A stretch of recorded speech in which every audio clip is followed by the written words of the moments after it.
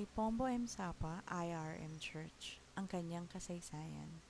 Ang binhi ng pananampalatayang ebangheliko ay nahasik sa lugar ng kay Pombo sa pamamagitan ng isang ordinaryong tao.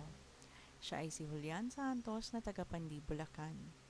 Hindi naglaon ay nahikayat niya ang kanyang pamilya, kaibigan at ilan sa mga naninirahan sa lugar na iyon sa pananampalatayang Kristiyano. Isa na dito si Julio Gole Cruz na di naglaon ay naging isang pastor. Noong Setyembre 1916, ang iglesia ay natatag sa ilalim ng Iglesia Metodista o United Methodist Church.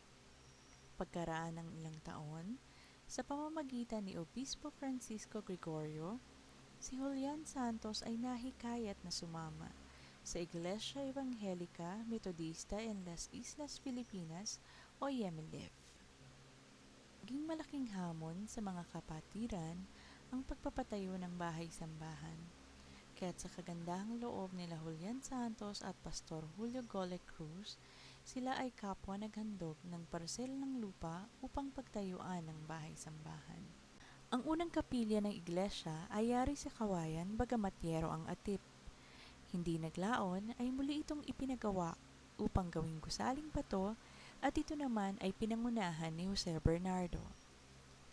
Ang bahay-sambahan ay nakilala at nakasanayan ng tawaging Mag-asawang Sapa YEMELIF Church, kahit na ito ay nasa barangay ng kay Pombo at malapit lamang sa boundary ng barangay M. Sapa.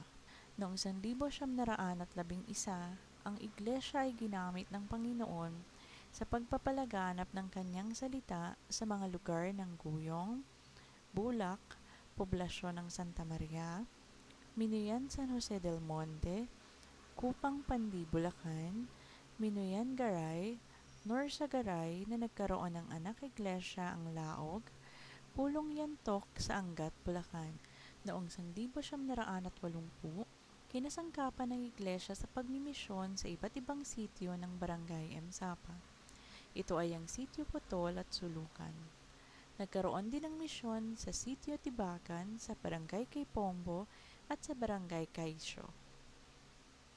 Nagkaroon din ng misyon sa mga barangay ng Pandi, Bulacan, katulad ng Mapulang Lupa, Pinagkwartelan, Bunsuran at Siling Matanda. Taong 1973 naman ng kasangkapanin ng iglesia sa pagmimisyon sa Panginay at Bignay sa Balagtas, Bulacan. Noong 2001 hanggang 2002, ang pagmimisyon ng iglesia ay umabot sa San Roque, Pandi, Bulacan at sa Barangay Manggahan at Santa Cruz sa Santa Maria, Bulacan. Sa kasalukuyan, ang iglesia ay ginagamit para sa pagmimisyon sa Bright Homes at Las Palmas Subdivisions sa Barangay kay Pombo. Bukod dito, ang iglesia ay ginagamit ng Panginoon para suportahan ang misyon sa Baler, Aurora at Tarlac. Nagpapatuloy din ang mga discipleship training, cell groups at bahay-bahay na pag-aaral ng salita ng Diyos.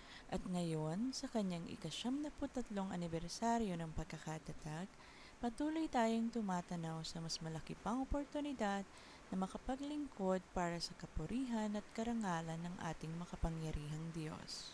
Patuloy na tutupad sa kanyang dakilang atas na humayo at ipangaral ang kanyang ebanghelyo sa lahat ng mga bansa. Patuloy na panghahawakan ang kanyang pangako na ako ay kasama ninyo sa lahat ng mga araw hanggang sa katapusan ng kapanahunan ito. Ang lahat ng papuri, karangalan, kaluwalhatian ay buong pagpapasalamat nating ibinabalik sa ating Diyos na buhay, tapat at makapangyarihan sa lahat. Purihin ang Panginoon.